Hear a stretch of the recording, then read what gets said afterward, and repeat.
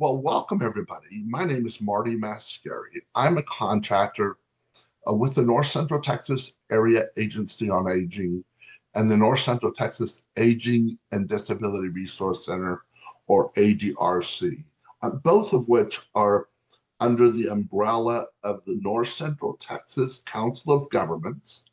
And we're headed up by Donnie Green, who runs all of the aging services for the council, and who's a fine lady. If you've never been on, she just is a hardworking, great person. And so we're blessed here today to have Jamie Cobb Tinsley here with the James L. West Center to talk about best practices in aging services. But before we get started, we're going to go over the CEU requirements, and then we'll get rolling. Do you want to start? Yes. So we are happy to partner with Marty and the Area Agency on Aging, North Central Texas chapter. But we're also happy to offer 1.5 CE credits for social workers, nursing, licensed professional counselors, and then certificate of attendance for attendance of today's program. In order to get your CE credits, however, you will receive a follow-up email from Marty, and in that email will be a SurveyMonkey evaluation link. It is required that you complete that evaluation for us to be able to issue your CE credits. So it's a short evaluation. We ask everybody do it, whether you want a credit or not, because we use your feedback. But if you do need that CE credit, it's required. We get the evaluation completed, and we ask that you give us about 4 weeks to process all those requests and send you your certificate by email. Great. For those of you that join us for different webinars when we have different speakers, I know the CE requirements or process runs a little bit different for the webinars. It depends on who is hosting the CEUs, and in this case, the James L. West Center is gracious enough to host the CEUs because they are set up to do CEUs for nurses, and we are not. And so we're thrilled to have them do that. But that is why we have the SurveyMonkey involved in this one. And please note that the SurveyMonkey is the required survey if you would like CEUs. But you will also get the opportunity to take a Google survey. Zoom should give you the opportunity to take that as you close out of Zoom today. It should ask you if you'd like to take a short survey. And it really is pretty brief. But if you don't, if you're not unable to get it there, I know some companies won't let it pop up if you pick on it because it's a pop-up if you click on it. So you'll also get that link in the follow-up email along with the SurveyMonkey link. We ask that you do both of them if you will. They're both short surveys, but really they help us with our funding sources that allow us to put these on for you. Please just remember, if you would like CEUs, the SurveyMonkey is required. And I'm going to let Jamie take it from here. All right, thank you, Marty. And please know that as we go through today's content, is we're going to talk about best practices in aging services. If you have a question, I think it's easier if you put your question into the Q&A app or whatever Q&A in Zoom as opposed to chat, because we may miss it if it's in chat. So if you have a question, please feel free to do that. I'm planning on leaving enough time at the end to answer some questions, but we're going to talk about aging services, and with aging services also dementia is included in that. So we have a lot of things to cover, but I am with the James L. West Center for Dementia Care in our education department. We are branding ourselves as Dementia IQ. So you will start to see that logo going forward. This is just some information about myself and then our educational objectives. So we will cover a lot of things today, like I mentioned, but we're going to talk about age-inclusive practices, which is important when we're talking about aging services, right? Because we want to be inclusive of all aging. But really, how do we best how do we change our perspective and how do we change our outlook on aging also just personally, but also in our careers or in our families or whatever we're doing to promote positive and healthy aging, which will also promote positive and healthy caregiving and positive and aging, just whole person wellness, because we're all aging, no matter, some of us are aging faster than others, but we're all aging. So we wanted to really cover that. And then we'll talk about best ways to communicate. We'll kind of get more specific about dementia care and best practices with dementia care communication, this theory of retrogenesis. But all of these strategies we talk about really are appropriate and really best strategies for anybody that's aging. While we might say dementia, all of these strategies are going to be good for anybody that's aging. And then we'll spend a little bit of time also talking about decreasing stress and increasing our resiliency as care partners, whether we're family care partners or professional, or maybe we're both, because that's important for us to have our resilience built up so we can practice all these best practices that we're talking about. But understanding ageism, and some of this y'all may have heard before, some of it may not, but understanding what ageism is, right? And ageism really defines, it's a stereotype, it's a prejudice, and it's discrimination. So it's how we think, it's how we feel, and it's how we act.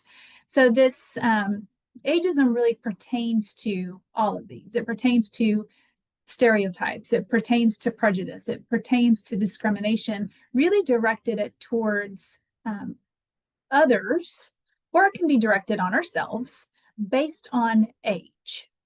So we can direct all these at others or at ourselves based on our age. And ageism, right, it really began in childhood.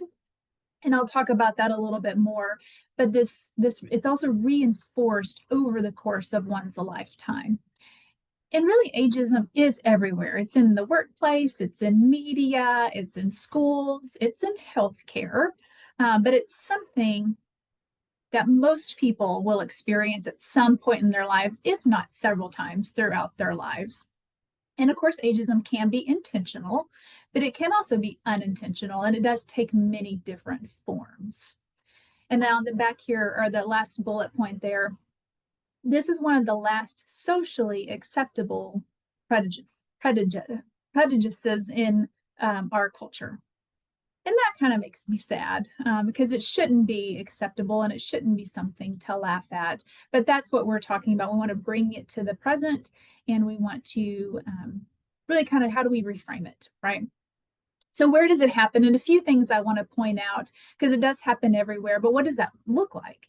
But in healthcare specifically, what we see, what ageism looks like in healthcare is through this elder speak, or how we talk to, but also how we talk about older adults. So sometimes it might be that we talk to them in a condescending way, intentionally, unintentionally. Most of the time it's unintentional, but it might resemble baby talk, or we're using words like honey, sweetie, oh, little things like that. We might change our voice and use kind of baby talk, or a little softer, oh, you're okay, that's fine. Why don't you, we're just going to do here. Or we might exaggerate our emphasis on something. We might speak at a slower rate. We might talk louder, because if we see somebody that might be older than us, we might automatically assume they can't hear us. So we speak louder, of course. It can also be that we talk around the person, which we see commonly in healthcare. And this is the person sitting right there, but we talk around them. And this can be at the dinner table with the family, but it can be in the doctor's office as well, because we might be discussing their health or their cognition or something they did earlier, but we're talking about them even though they're sitting right there. And that is a part of ageism. There also is that most older people are underrepresented in drug trials. There's a lot of other groups of people that are underrepresented in drug trials, but older adults are underrepresented as well. And just quickly to say, looking at these terms, so elders, there's old timers, there's senior citizens, there's oldsters. we've all used these terms before, and it's just kind of like, what terms have you used? What terms do you use? Or have you heard somebody use some of these terms before? Some of them are related specifically to the person, like old man, old woman, gramps, old fogey. We probably know that those words would fall in under this ageism category, right? But also some words we may not think about. Well, the old folks home, they're in an institution, they're in a ward, they're in a unit. Now we use those words, and Marty and I were talking about this before the program started. They're in a community or a facility, and those words are used commonly, but it's in the spirit of how they're used, right? Also, a lot of that time, old folks home, that's just not an appropriate term to use. But sometimes we might use the word facility. But there might be better words to use also that are just more positive and have a better spin on them. These other phrases, like they're over the hill, they're past their prime, they're in their golden years. Whether we're using them for somebody, or what I hear a lot is people are using them towards themselves. So again, it can be this act that we use towards ourselves as well. But even the words like, well, they sure are feisty, or they're active, or they're full of life and spirited. Well, you can use those. There can be a positive and a negative for those terms. It's the spirit in which that we use some of these terms, right? But if somebody's talking about you or your loved one, which terms would you prefer that they use? Or which terms would you prefer that you use for yourself? Okay. So I'm just raising awareness on what we say, what we hear people do and say. In higher education, and why I point this out, where ageism happens, there's a scarcity of programs and courses in higher education or in adult development that are geared around towards the field of aging. So it's important, really compared to, there's a lot of courses and programs around child development or adolescent development. There's really is a scarcity around the field of aging or gerontology or geriatrician, those terms that are used. And it's also important that to point out that more students receive education and training in gerontology or geriatrics to prepare them to help support an aging population. Our aging population, so the 65 plus age population, is the fastest growing and the largest population that we have in America. So anybody that's 65 and plus, that population is the biggest that we have. And it's important that students go into the field of gerontology or geriatrics to really learn the nuances and the complexities and the support systems to help the aging population. But we can see on the screen here that less than 1% of registered nurses are trained in gerontology or in aging services or aging support. Less than 3% of medical students choose to take electives that focus on geriatrics. Less than 1% of physical therapists are certified as geriatric specialists or aging, get some certifications in aging in their therapy careers. And only about 4% of social workers receive geriatrics or age-related training. And I point that out because if our population is growing, we need this higher education to really, in being one that's looked into it, there aren't a lot of programs offered, for one thing, whether it's in gerontology or geriatrics or certificates that are offered, there aren't a lot, but then there aren't a lot of people going into it. So how do we change that mindset and that perspective around, well, we need to have people trained in the aging studies, if you will, so we can have the better support.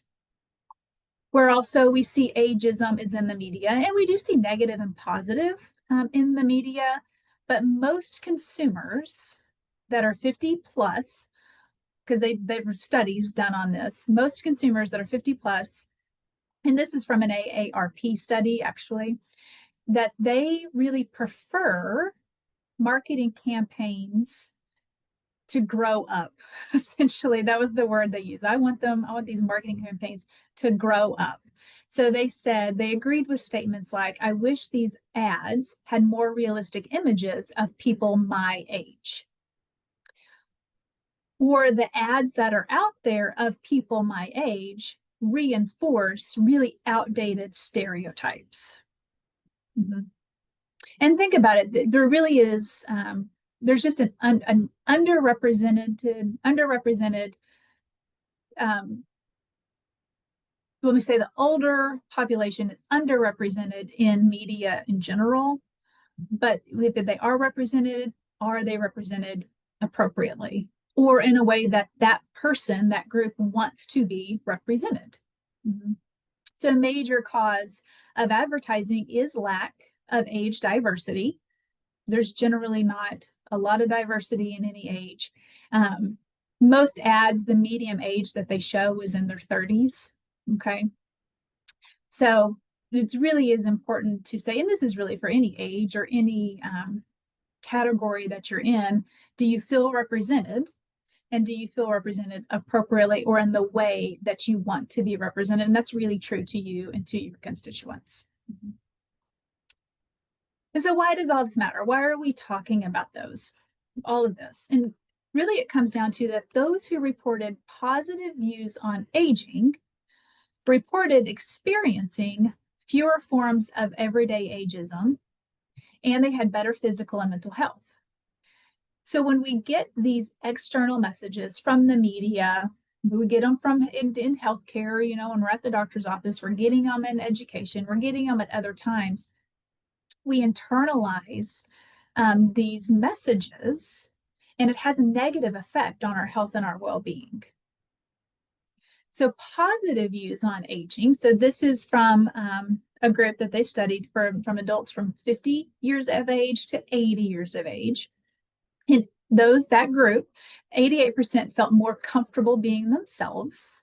So as these positive things about getting older, I just feel more comfortable about being myself and who I am, and confident in my views and my life and my decisions and opinions. 80% have a stronger sense of purpose. 67% feel more positive about aging. And 65% think that their life is better than they thought it would be at this age. And this is why it matters, is if we're hearing all this ageism around us, whether it's in media or it's just people talking, people making jokes at work, there's a lot of ageism happening in the workforce as well. If we hear all this and we internalize it, then we typically have more negative views of aging, and we internalize it, and that makes or creates a negative effect on my physical health and my mental health and overall well-being. And we just age poorer. But if I have a positive outlook and I'm not as exposed to all this ageism, I have a better outlook on aging. And this is even more important why it matters, because ageism shortens an older person's life. It leads to poorer physical health. It worsens health behaviors. There's a typo there. And when I say health behaviors, I mean like I'm choosing to eat a good diet. I'm choosing to take my medications. I go to the doctor, my regular checkups, those health behaviors. It delays recovery from disability. It affects our mental health, and it increases social isolation and loneliness. And of course, that just is going to reduce our overall quality of life when we have this ageism. And I would like to point out that ageism, like I mentioned earlier, happens in childhood, and it does gets reinforced throughout our lifetime. And ageism happens at any age, because it happens when we're younger and we're in adolescence, maybe when you're newly entered into the workforce, you're too young to know what you're doing. There's a lot of ageism that happens throughout our lifespan. Specifically, I'm talking about older adults and ageism that happens to them too. But all of these studies and these themes are the same. No matter where you're at, it's harmful to our health, our overall well-being. So positive perceptions of aging. So our perceptions affect our physical health and our mental health. And this is a proven, this is a proven way to live life. And I like to call it the self-fulfilling prophecy. And we talk about this in a lot of our classes, but you are what you think. So you are what you eat, but you absolutely are what you think. So if you think that aging is going to be bad, or you hear all these negative things about it, that we just slow down, We're not going to learn anything new. There's this kind of gloom and doom about aging. We internalize that and it changes our perception. So we start thinking that, and our thoughts really do inform our feelings and our emotions. So if I think aging, and I'll use an example. Let's say you wake up one day, or you're starting to wake up and your joints hurt a lot more every morning. And you think, oh my gosh, is this what I have to look forward to as getting older? Is my joints are in pain and I can't recover from my workout like I used to, or it's taken me longer to recover from any injury or any illness. Is this what aging is like? Or you might hear other people say aging isn't for sissies. It's hard to get older. We hear these things and we start to think it, we start to feel it. And if we start to feel it and internalize those emotions, that really informs our decisions and our actions and how we behave. So that could potentially look like, well, if I think aging is going to be bad and I'm starting to feel that way because I'm thinking it and I'm hearing all these external messages, well, then that's going to inform the decisions I make. So maybe I choose not to take my medicine like I'm supposed to, because what's the point anyway? Or why am I going to go in for this checkup? Because what's the point anyway? Or I'm not going to adopt that heart healthy diet because what's the point, right? So it informs our decisions. Now, saying that, our thoughts inform our feelings and informs our decisions. So we have to think about these positive thoughts or these positive perceptions. And here's what this is on the screen and why this is so important. But our positive perceptions on aging. So we're going to age well. And remember, we had those statistics. I'm going to show you 80% feel more comfortable with themselves, have a stronger sense of purpose. There is positive views on aging, that this is better than what I thought it would be. This is going great. There's also other studies have shown that there's higher social lives for people. There's more confidence in people as they get older as well. But what happens is we live longer. So there was a 25-year study done on older adults that had positive self-perception on aging. And then they did the same study on people that didn't have a positive self-perception on aging. Those older adults that had the positive attitudes, the positive perceptions, lived 7.5 years longer than those that had the negative perceptions. So just our thoughts, our perceptions really can expand our lifespan. And I'm not saying it wasn't, it was healthy years too. I do want to say that they had healthy years, those extra 7.5 years, healthy, fulfilling, satisfying years, all because of those perceptions. Another study, who those reported aging as, another study those who reported aging as a time of continued learning, a time of continued development. So again, they have these positive perceptions. They reported less illness and less physical decline. So they went into these their older years of, I'm going to continue to learn, I can continue to develop, I'm going to continue to grow. They had less illness and less physical decline. The other thing, there's other reports on people that had positive views on aging had better functional health. And functional health is your ability to do your everyday tasks, like household chores, walking up the stairs, just taking care of those everyday things. So they had better functional health with that positive aging. And there was less, the people that had the positive aging had less risk for dementia. So on the flip side of that, those who had negative thoughts about aging had more risk for developing dementia. So there is so many reasons to start changing the narrative about this ageism that's out there and how harmful it can be if we have ageism, but how helpful and really healthy it can be if we have these positive perceptions. And it all starts with what we think and the messages that we tell ourselves, the messages that we surround ourselves with, and of course, the messages that we share with other people, right? And this brings me to, well, there's aging, and with aging, dementia tends to happen. Aging is our greatest risk factor for dementia. So, you know, kind of bringing this to this, that stereotypes and misinformation can intimidate people, friends and families, to not providing help. So due to unfounded myths about dementia that we see up here, people believe that with dementia, that it's a normal part of aging. And in dementia, memory loss is not a normal part of aging. It's not just something that happens as we get older, or something that we just need to dismiss these symptoms if we see them because, well, you know, I've had some memory issues, or my spouse has got some memory challenges, but it's a normal part of aging. We're not going to do anything about it because that's just what happens. Well, that's not helpful, right? And it adds to the stigma, it adds to the fear, and it's a myth. The other one is that nothing can be done. Again, this is not helpful. And this adds to the fear and the myths.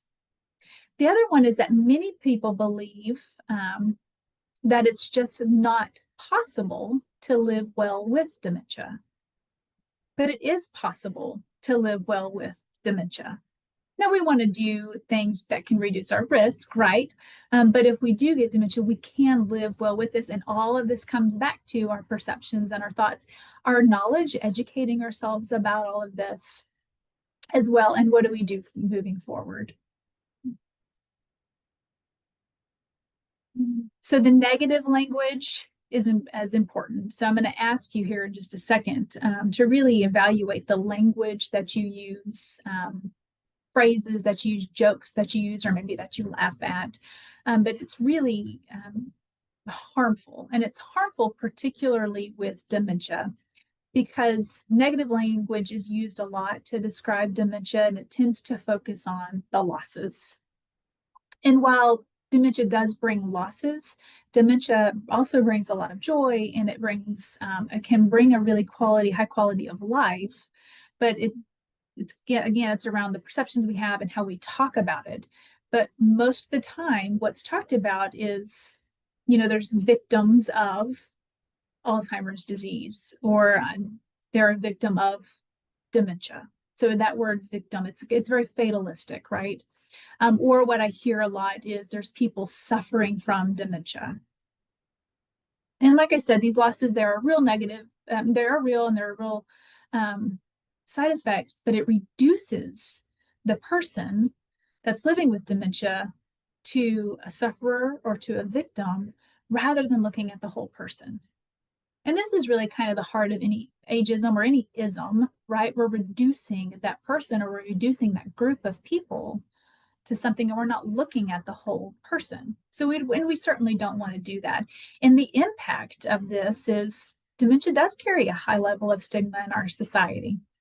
There is still a lot of misinformation, of course, myths about it. But the information on the slide here, this came from a study, another AARP study, and this is from people that were 40 years and up. All right, but the 40 years and up, it does have a lot of stigma in our society. And this really comes from the fear of loss of independence. It comes from just how the perception of how persons with dementia are treated in society, and maybe how they actually are treated in society, right? Like we mentioned earlier, ageism is one of the last acceptable prejudices that we have. Well, I would say dementia really falls underneath that, and how we treat people and the perceptions of how we do treat them, but how they should be treated, right? Younger adults are more likely to have a negative perception on dementia than older adults. So that does increase to that higher level of stigma in there as well. But a few other things on here that's HCP, that's healthcare providers, they perceive that their patients are more negative about dementia than they actually are.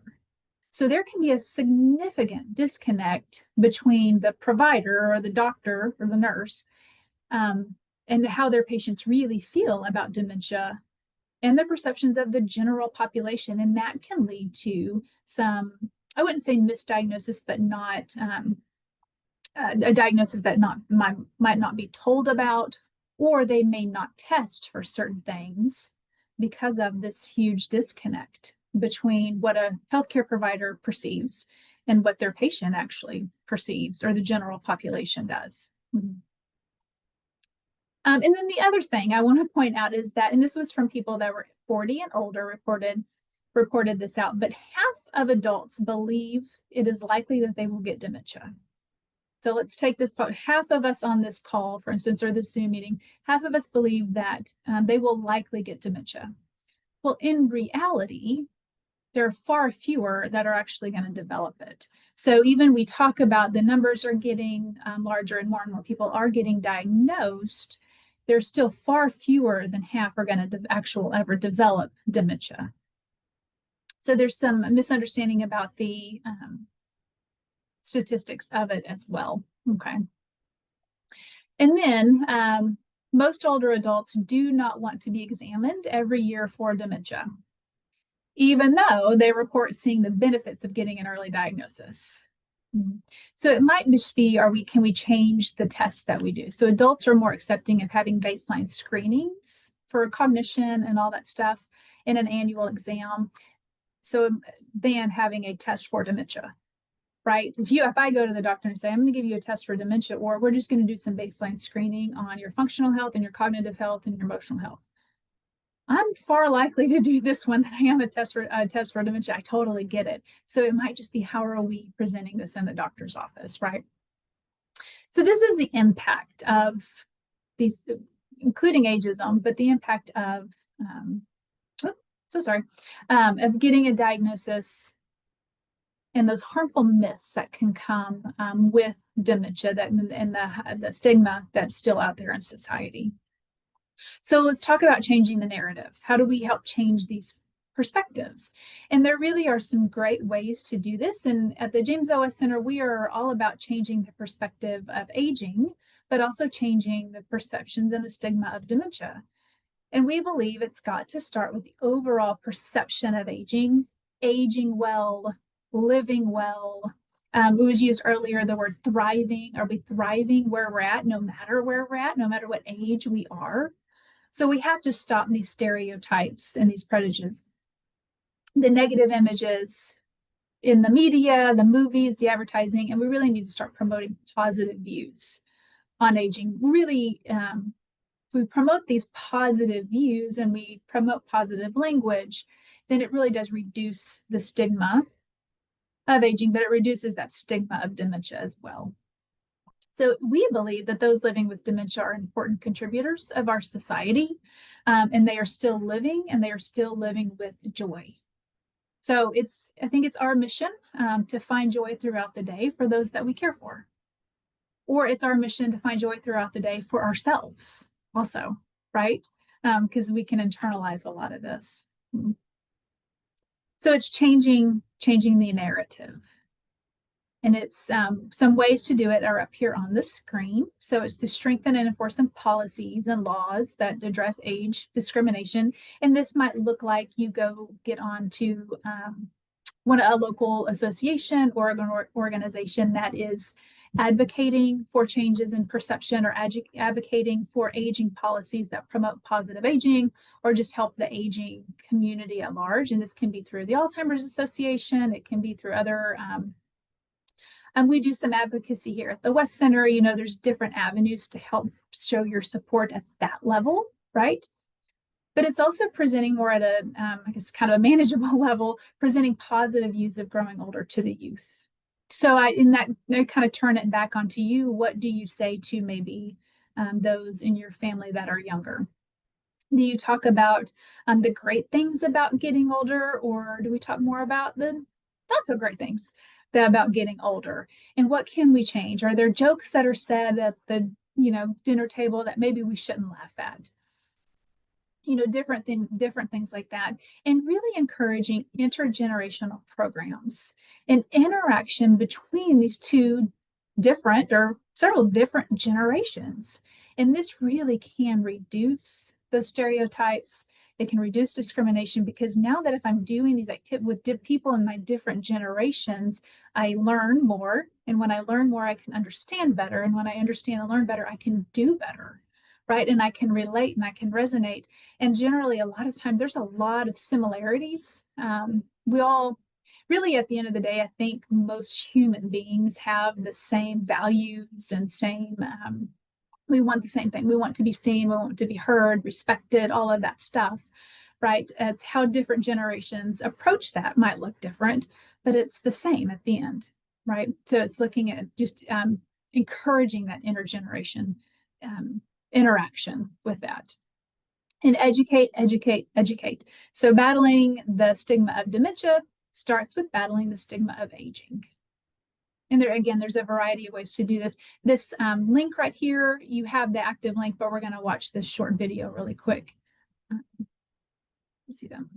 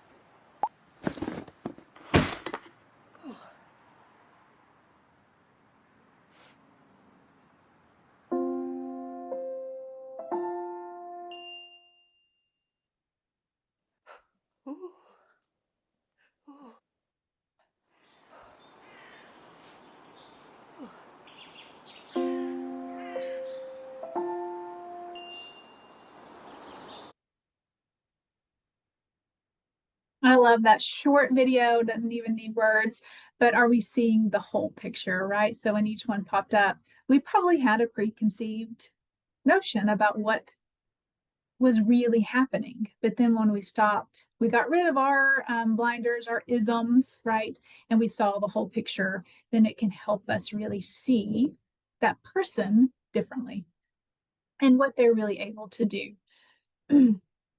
So some other things we can do, and these are just some recommendations from the Gerontological Society, and this is a lot of it's about changing our language. But a few I'll point out are using terms like older adult or older persons, older people, that's describing the group of people, right? Instead of old man, you know, whole things like that. And then othering terms, so we're othering this group because it might be we want to avoid othering terms like seniors, elderly, aged, aging, independence, the young, old, the old. And really what that means is when we're talking about a group of people, is the language that we're using, is it appropriate? Is it discriminatory? And how descriptive is it? Are we really referring to, well, it's the older adult population or it's the younger adult population? And it can also help if we use specifics. So that's not on here, but if we use specifics, so I'm going to talk about, well, we have our older adult group, the women that's 75 to 90. So we're using the specifics, we're using that stuff. So it's less room for interpreting something or adding these less appropriate words. And always using first person language when speaking about an individual and what they're living with, because we don't want to limit them with anything. So it's generally a person with diabetes or a person living with dementia, persons living with Parkinson's disease, as opposed to saying, well, the dementia person or the Parkinson's patient. So we're because it limits them to that disease, right? And we don't want to limit them to that disease. It's the person living with that illness or disease.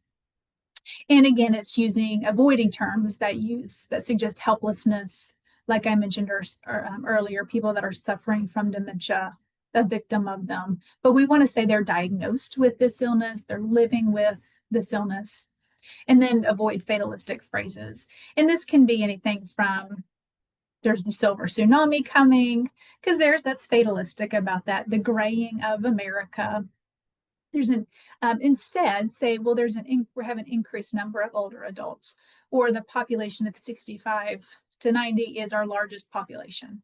There's no fatalism in there or descriptive terms that could be misinterpreted. Okay. So just some suggestions there on how we can change our language, which is going to help change how we think about it, again, which will help change how we feel, our emotions about it, then which will in turn change the decisions and opinions and actions and behaviors we have in regards to working with or loving an aging population or the older adult population. So as we're saying, the importance of breaking the stigma of aging and breaking the stigma of dementia and really just creating advocacy and education around it, because I'm going to talk about dementia and really want to dive deep into what dementia is, but the best communication styles. And like I mentioned at the beginning, the strategies that we're going to talk about, this communication best practices and these other best practices that we do really work for everybody, not just persons with dementia, but they work for everybody. So keep that in mind as we walk through these. But just real quickly, dementia, when we talk about dementia, this is it's not a specific disease. It's a general term that's used that describes a group of symptoms that somebody has, and they're cognitive symptoms, and they can be behavioral symptoms as well that interfere. They have these symptoms that they're severe enough that they interfere with a person's ability to get through their day-to-day functioning or their day-to-day activities. There are over 100 different types of dementia. So you can think of dementia as the umbrella term, and there's over 100 different types of dementia underneath the umbrella.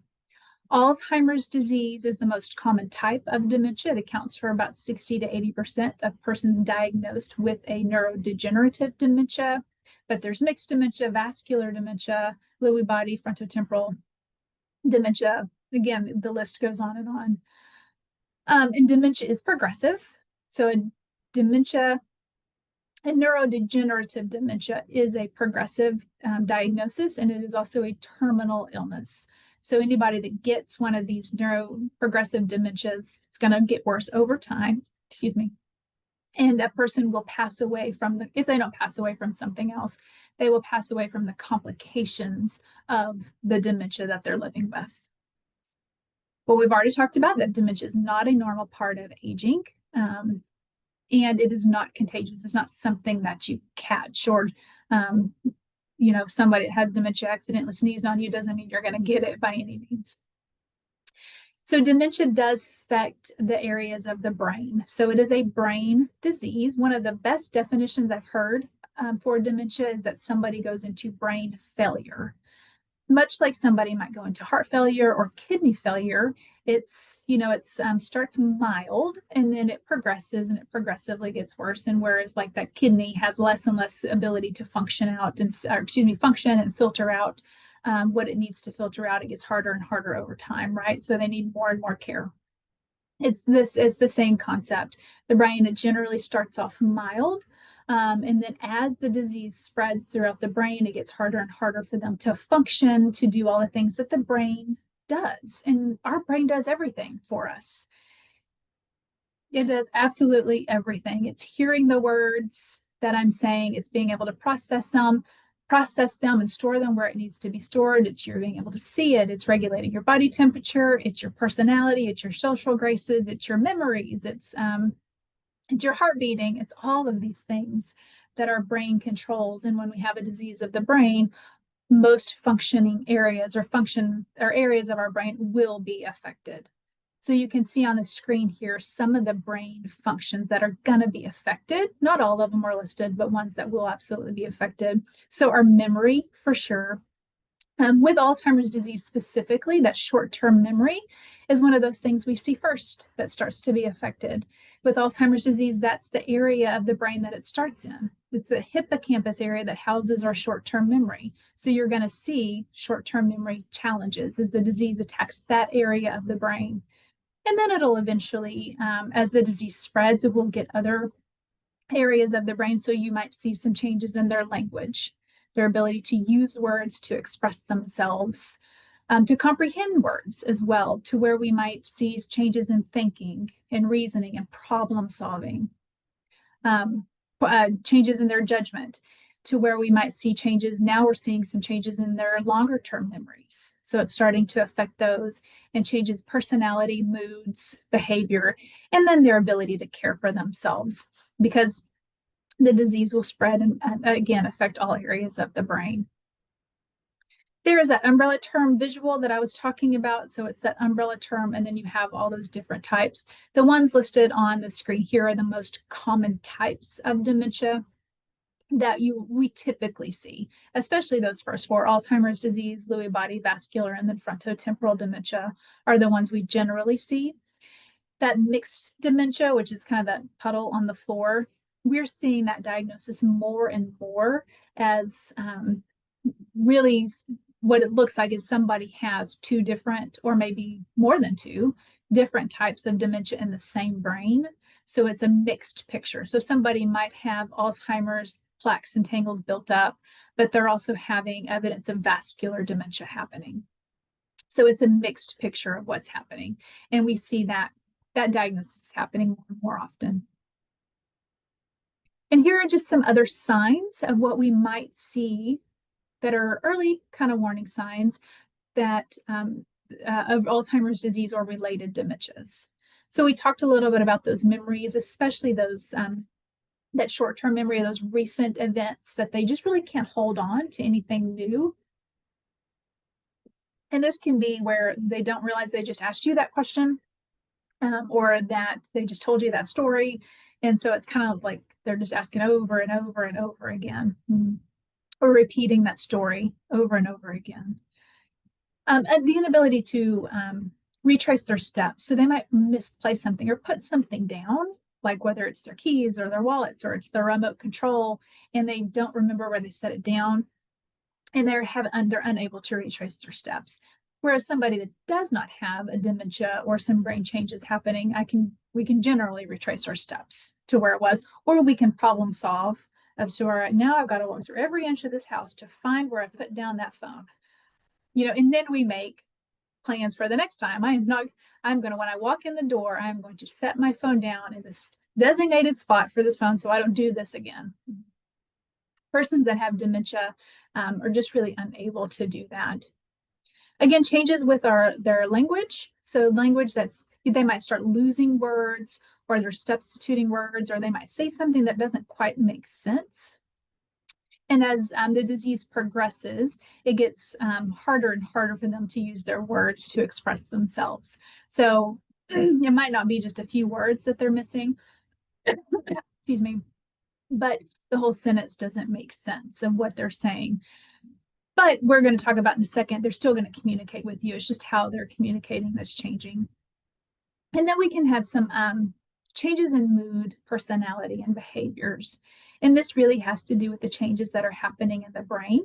They can be more easily frustrated with others, but more easily frustrated with themselves also.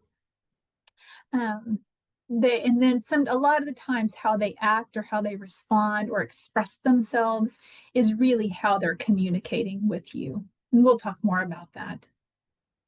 Again, then getting confused with time, with people, with places.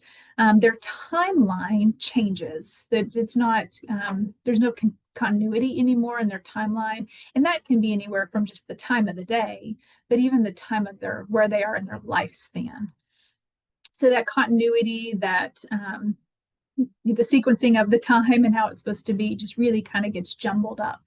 And that can be confusing for them about where they are supposed to be, where they're at, but also who's in front of them, right? Who is this person? I may not remember the name of somebody's in front of me, or maybe my relationship, but what doesn't change is that they're a trusted person.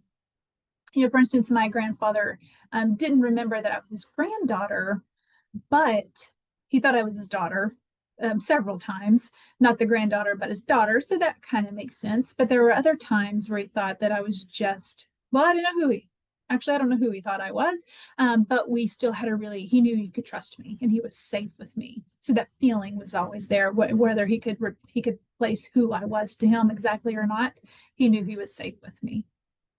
So we see those changes.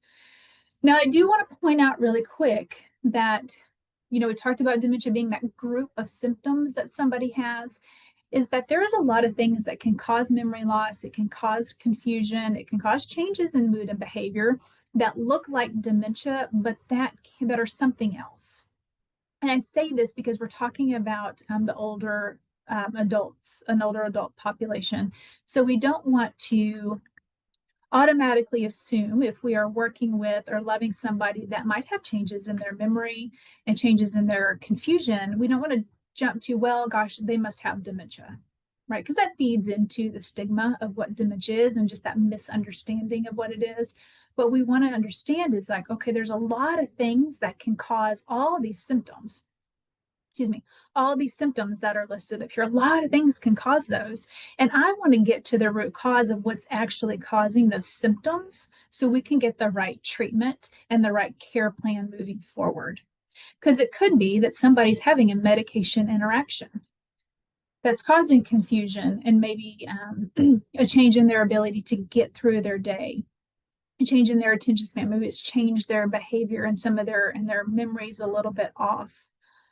Well, if it's just a change in their medication or their medication interaction, if I can change that and get those medications flushed out, then those symptoms of memory challenges, personality and mood changes, attention span, those will clear up and go away.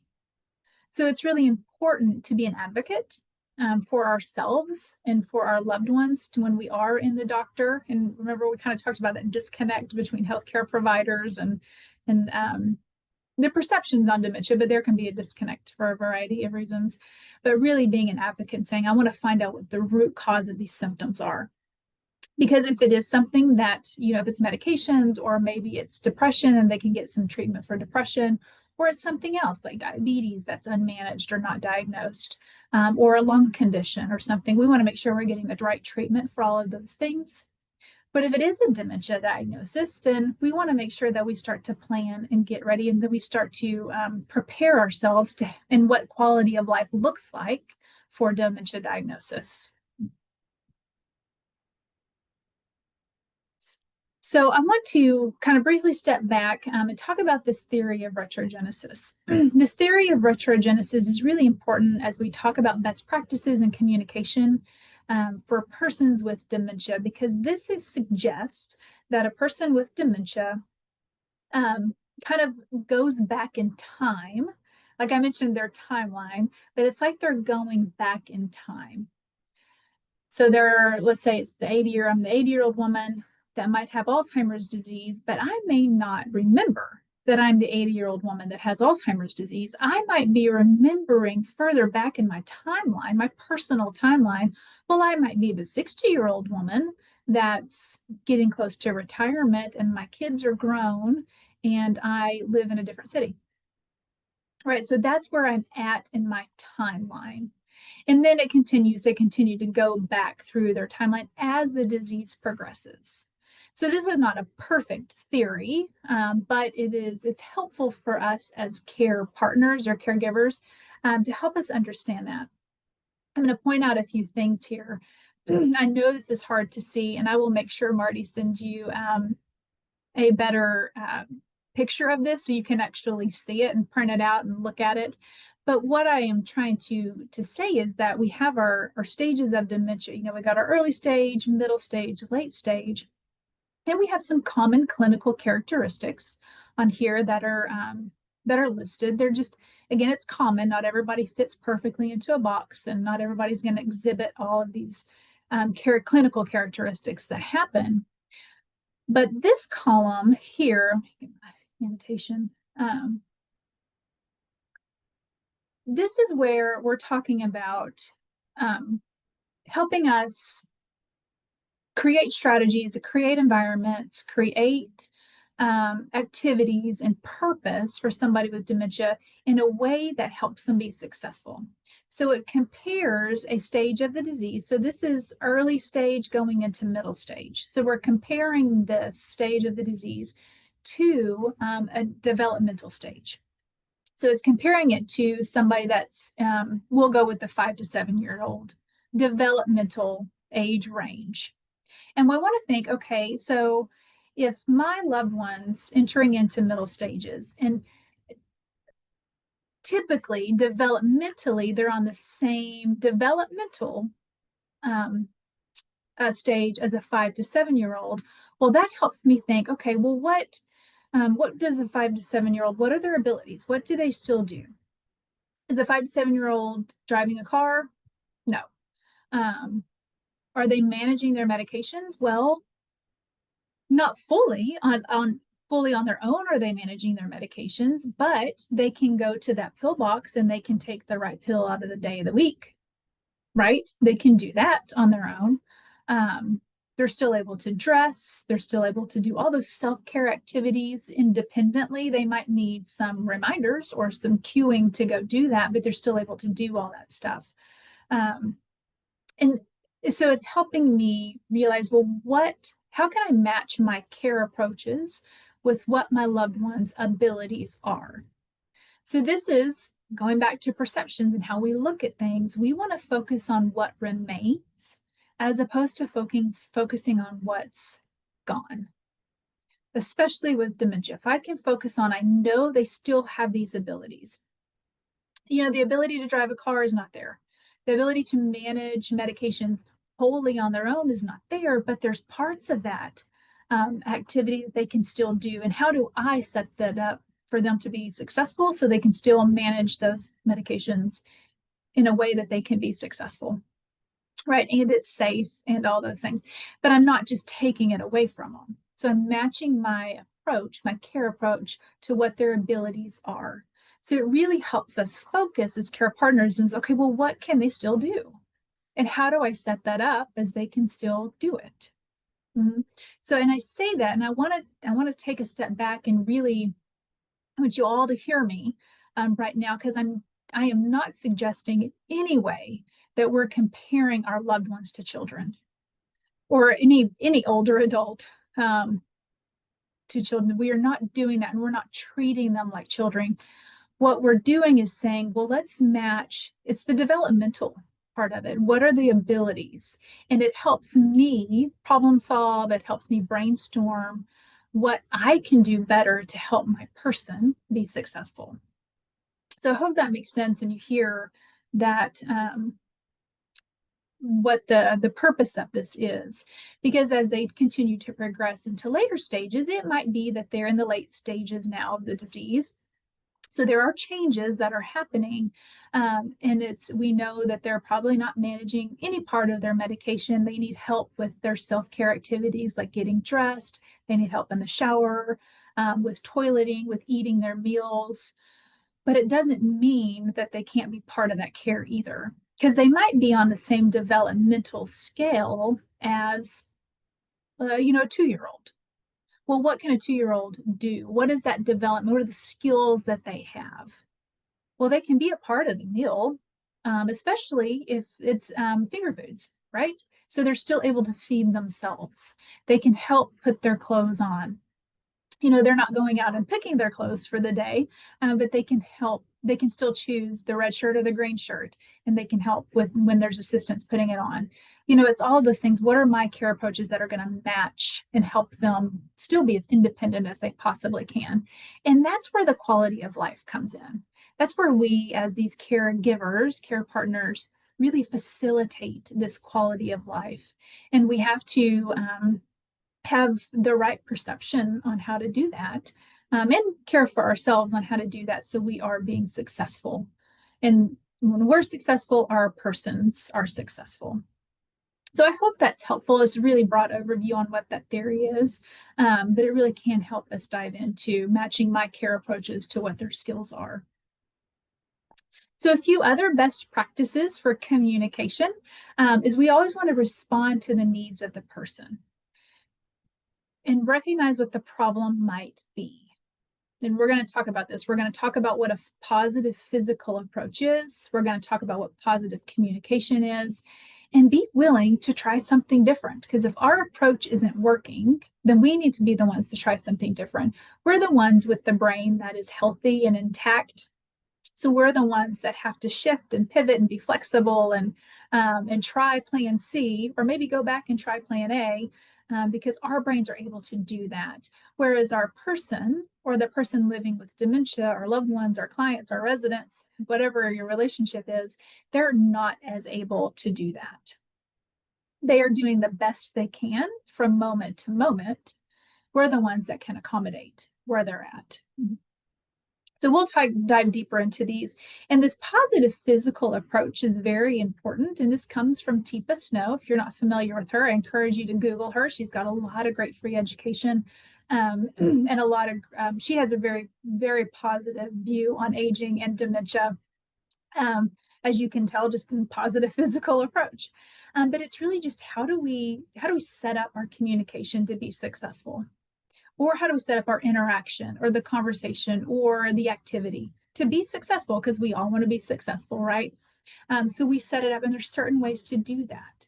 And a lot of it is using our nonverbal communication, but we go slow. We need to go at their pace, our loved one's pace, physically go at their pace, but also how fast we talk too.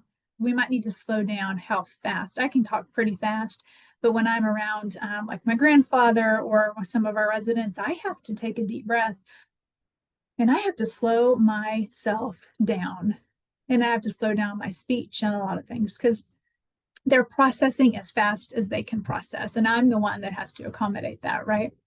So we go slow, and then we always approach them from the front where they can see. We don't want to come up from the side or the behind because we can startle them.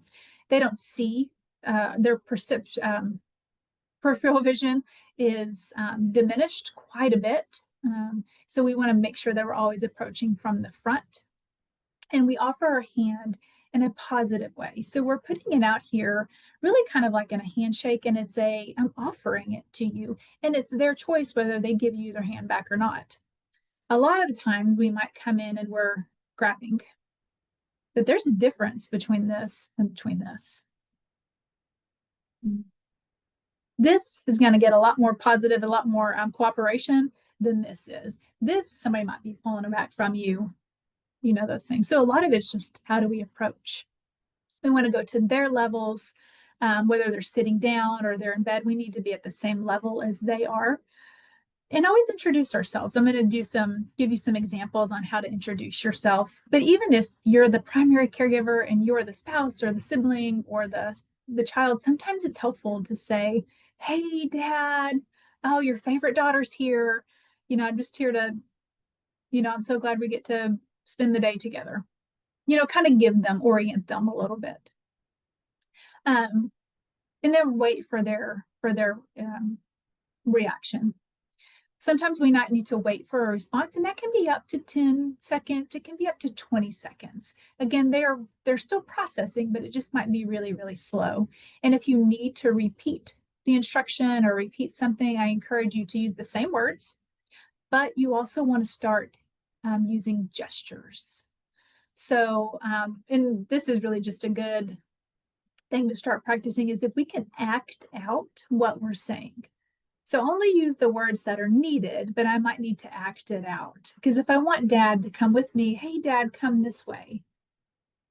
Or, "Hey, Dad, come over here." Well, they can process that so much faster. If they see it, they can generally process it, or they can generally mirror it or do the same.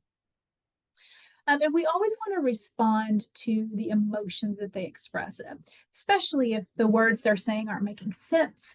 But what particularly with communication, and this is compassionate communication,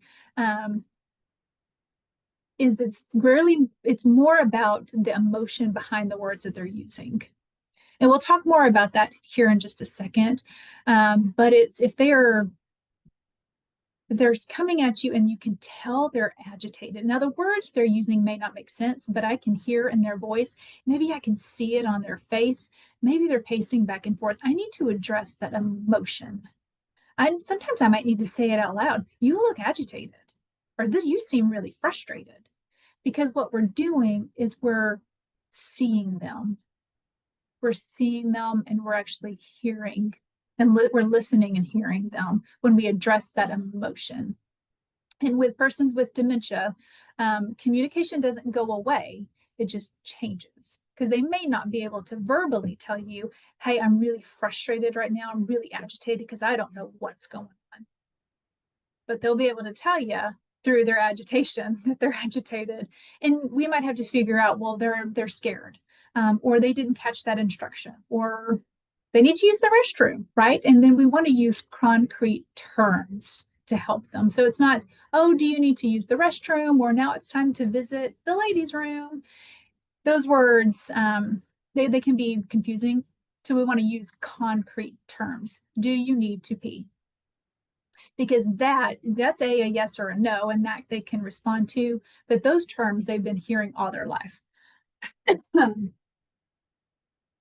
So going back to that theory of retrogenesis, from when we were little kids, we've been hearing, do you need to pee?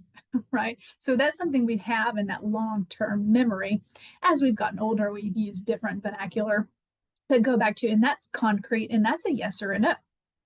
Okay.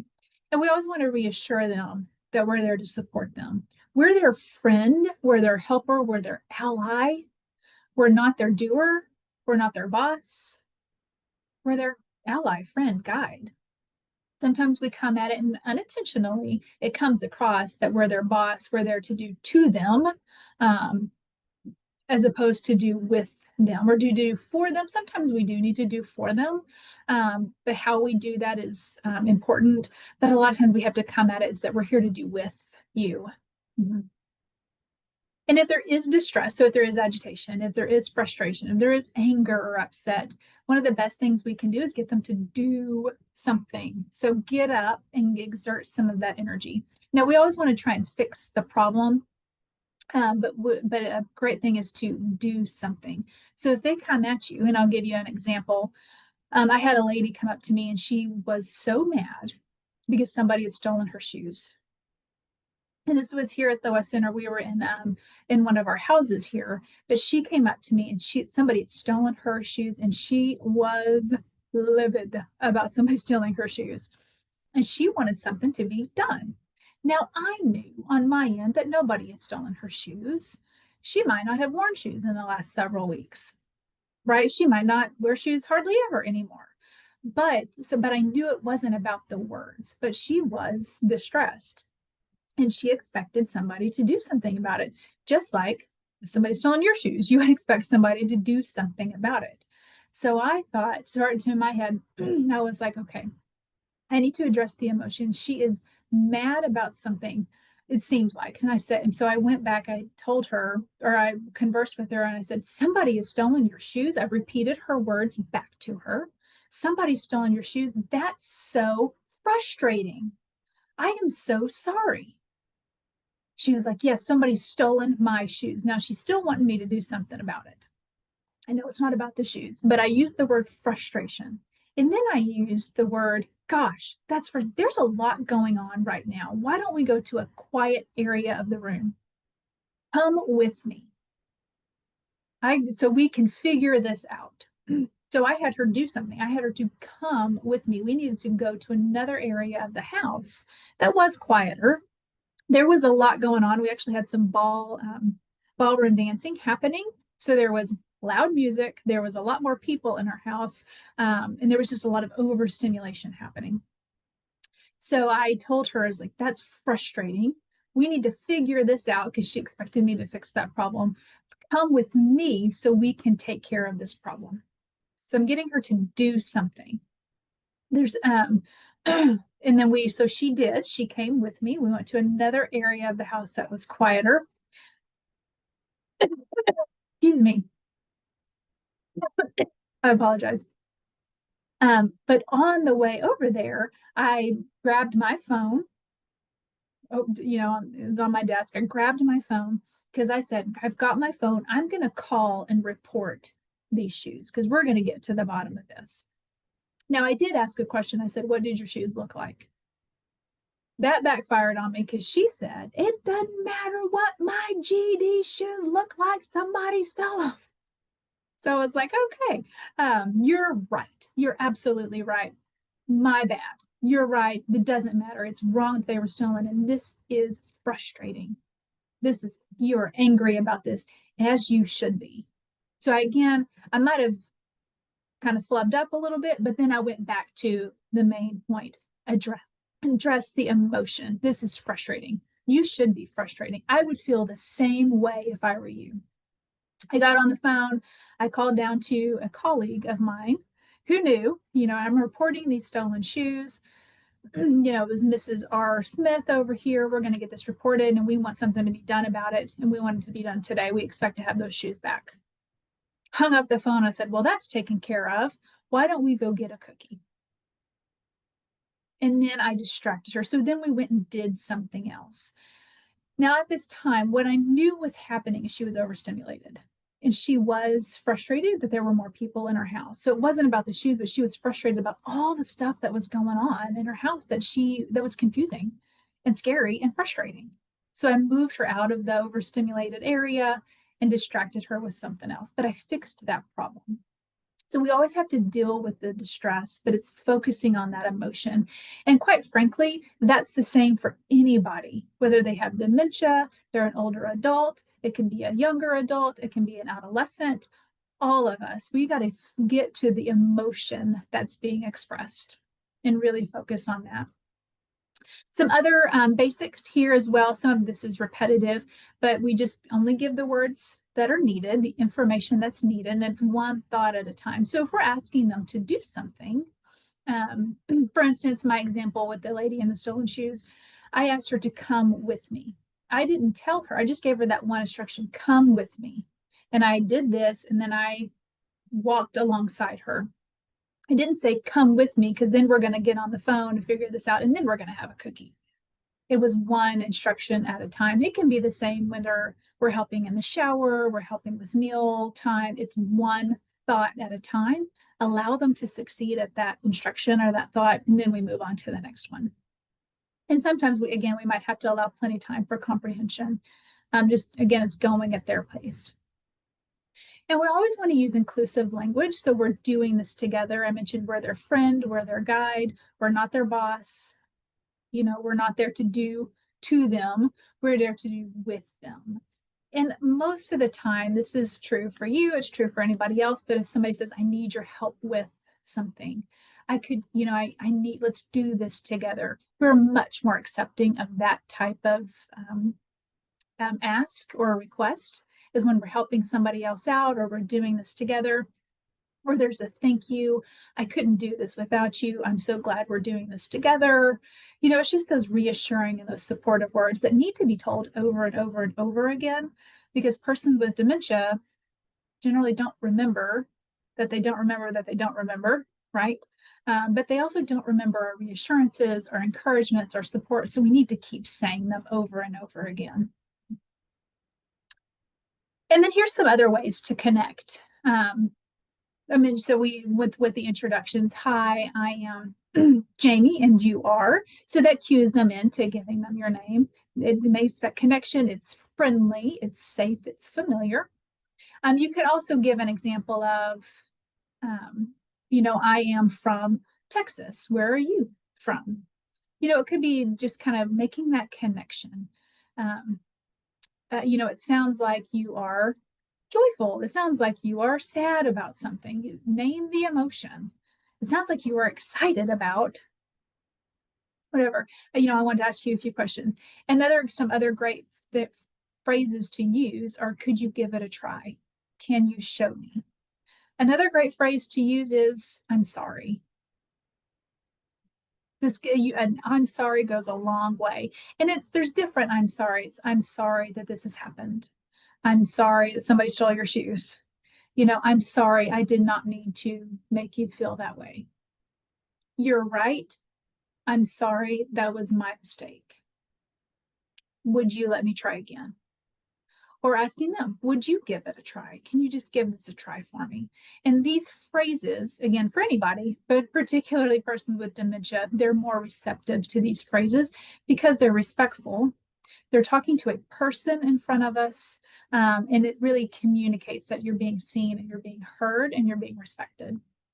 So starting to use these phrases in our everyday, things, everyday interactions with our persons. A few things to consider. However, persons with dementia can confabulate, meaning that they will fill in the holes of what's missing, and sometimes they just make something up. That may make sense, it may not make sense.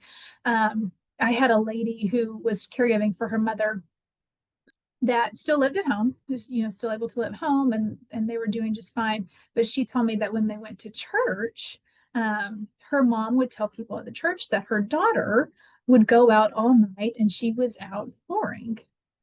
Those are the words that she would use. She was out hooking up with other guys. And her daughter obviously was embarrassed and like, where did this come from? I have no idea. This has never been anything remotely to our relationship or what she's ever said, I've ever done. But diving into it a little bit more, the daughter was a runner. So she was training for a marathon. So she would go out and go run. And she'd be gone for hours at a time, 2.5 hours at a time. Well, the mother that had dementia was filling in the holes, couldn't remember or logic out where her daughter was. So she just kind of filled in the holes. And sometimes it just might be something completely out of the blue. But they're not lying about anything. It's just a part of the disease. Okay. And then one other one I want to point out is they may agree to do something and then not remember that about it, and then they'll argue with you. So they may agree to go inside and get their coat because we're about to leave, and they go inside. 10 minutes later, you got to go in and get them, and they have not gotten their coat, and they're sitting down and they've changed their clothes and they're not going anywhere. And we come in and say, you just said we were coming back in here to get your coat. We agreed we were leaving. And they won't remember that at all. And they will argue with you, and it'll be, you're the one that's causing a scene. You're the one that's trying to make me feel like I don't remember, that I'm dumb or something. So those are things to consider because we have to come at that and approach that differently. That would be I'm sorry, please forgive me. Then we take a break for like 5 minutes and come in and try again with a completely different approach. A couple of other things that I want to point out is they may not see the errors, their errors, their deficits, or their problems. So they may not realize that they have changes that are happening. So they don't see this, and that can be risky depending on what it is. But us telling them over and over again, no, you are not able to do this anymore. You cannot do this. That's detrimental just to the human psyche. So we have to find different verbiage to use, different phrases to use, and set up that activity or set up the system or whatever it may be a little bit differently. And then they can sometimes do things no one expects them to do or to be able to do, or they might respond to a conversation or a sentence that we may not have ever expected. A sweet story from a lady. She was, her husband lived here, she was here, and she was helping him with his dinner. He was in the late stages, and he was nonverbal at this point, and been nonverbal for a long time. He could sing songs and they still communicated, but just the words weren't there anymore.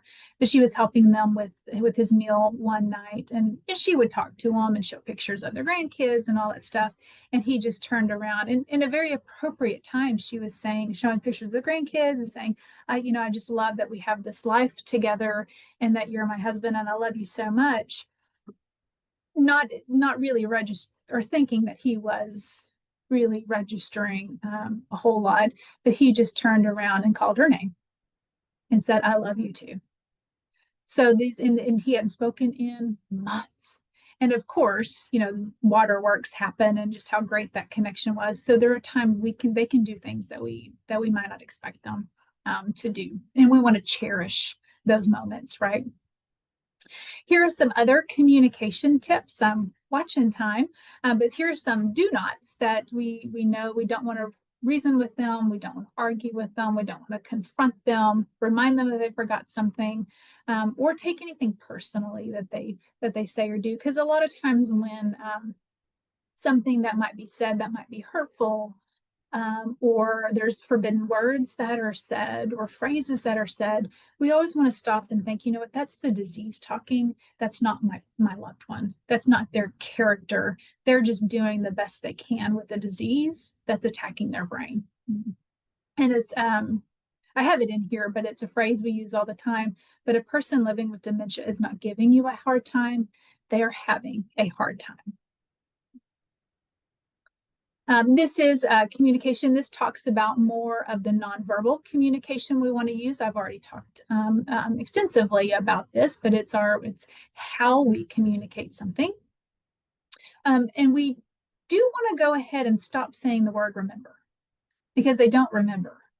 And telling them, don't you remember, or you remember, that's just another reminder or another, I guess, kind of dig of that they don't remember. They don't have that ability anymore. So let's not use that word anymore. And we do want to start using more nonverbal. So it's how we say something. It's those gestures I mentioned. I want to act something out. I want to use more gestures. I want to use more of my hands. If I can do it alongside them, or if they can see me do what I'm asking or what I'm talking about, they can process that faster, and they can do it because they can mirror what they see. Or they just can process the visual stuff first, while the words and stuff, it's just harder for them, or it takes longer for them to process. So we do need to rely more on the nonverbal communication. So that's our words, that's how we say it, our tone of voice, because sometimes our words might be helpful, but it doesn't match. Our tone doesn't match. We might have a bossy tone, even though the words aren't bad. It's just how are we saying it comes across. They'll pick up on the bad tone of voice. And of course, what's our face saying? How fast are we moving, etc. And this is I was talking about with the lady with the shoes. So this is where this comes into, if we don't want to use the word remember, we can always use the word okay. So when the lady came up to me and said somebody's stolen my shoes, okay, that is frustrating. I'm sorry that's happened. And then we go on to fix it. And that's what we did. And then I distracted her with one of these distractions, one of the best distractions. So desserts, sweets, food is always a great distraction. Little kids, pets, music, going and doing something, just moving to a different area of the house or environment that you're in, maybe going for a walk, getting out in nature. It's just going to do something differently, or to go do something. Maybe it might go be for a walk, or let's go full clothes, or whatever it is. That can be a distraction. And then there is that quote, a person with dementia is not giving you a hard time, they're having a hard time. And we're the ones that can accommodate the disease. So I know we're at time, and there's parts of this presentation, I'm going to stop sharing, that do talk about the spiritual stress reduction, and then resilience, caregiver resilience, that I didn't get a chance to get to. I appreciate that, or I apologize about that, but you do have them in your slides for sure, and that you can read on. And please always feel free to reach out to me if you have any questions about anything.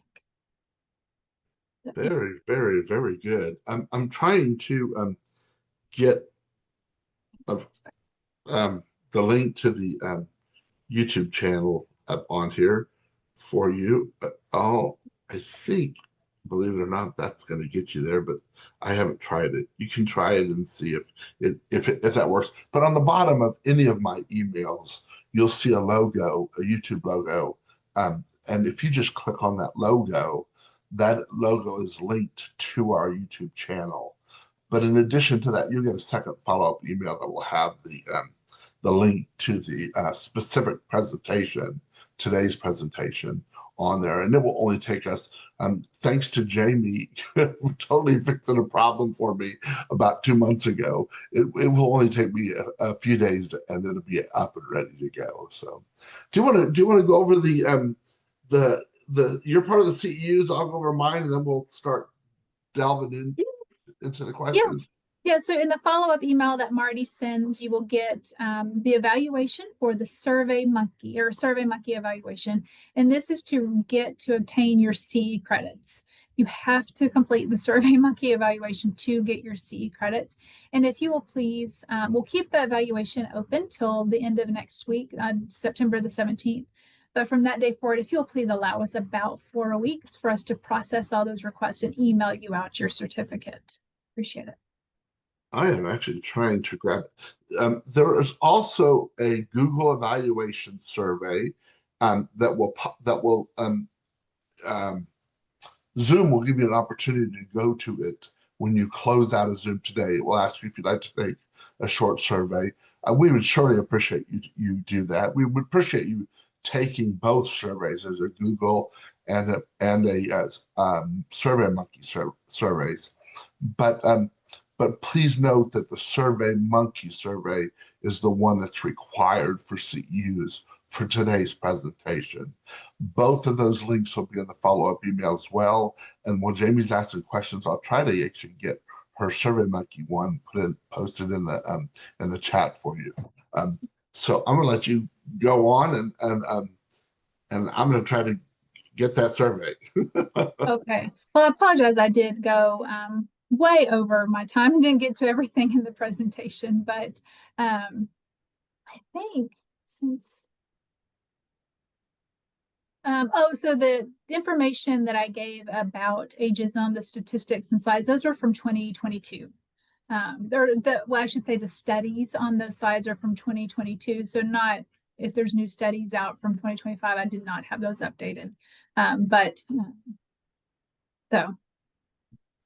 the question, oh, go ahead. I had just posted the SurveyMonkey survey link into the chat for anybody that wants to copy that. But I'm sorry, Jamie. No, thank you. That's easy to do it right now. Get it done with, right? Yeah. So somebody asked us, how do you respond to an older adult who says they do not wish to live longer? I would just listen to them and say, tell me more about that. Because I know a lot of older adults who say that as well. That way we can dive deeper into it and just let them talk about it if they want to. But there's going to be some depression there, and maybe that might be a conversation to say, have you talked to your doctor about depression, or if there's some suicidal thoughts or concerns or ideas being expressed, then we do need to step in if there's some suicidal thoughts there. But it's a common thing for older people, just like, I don't want to, how long am my grandmother, how long am I going to continue to live here? And a lot of that's depression, and but it's just allowing them to talk and know that they're in a safe space. But if you hear suicidal ideation or any ideas, that's when we need to step in, or we might need to call the it's not, oh gosh, is it 881? It's the mental health hotline. I don't think that somebody knows what that is. It's at the bottom of my email too. Sorry. I don't 988. Thank you. 988. And so will TIPA. Is it TIPA? Snow. There will be in the follow-up email whenever we do these events with James L. West, I always include the TIPA Snow link too as well. Because we've referred to her so many times. Yeah. Yes, I will put up that slide. So, and somebody asked, is dementia considered a terminal illness? And it is. If you're living with a neurodegenerative dementia, it is considered a terminal illness. There's not a cure at this time for the or a way to stop the progression of it. So somebody will pass away from the complications of dementia if they don't pass away from something else before that.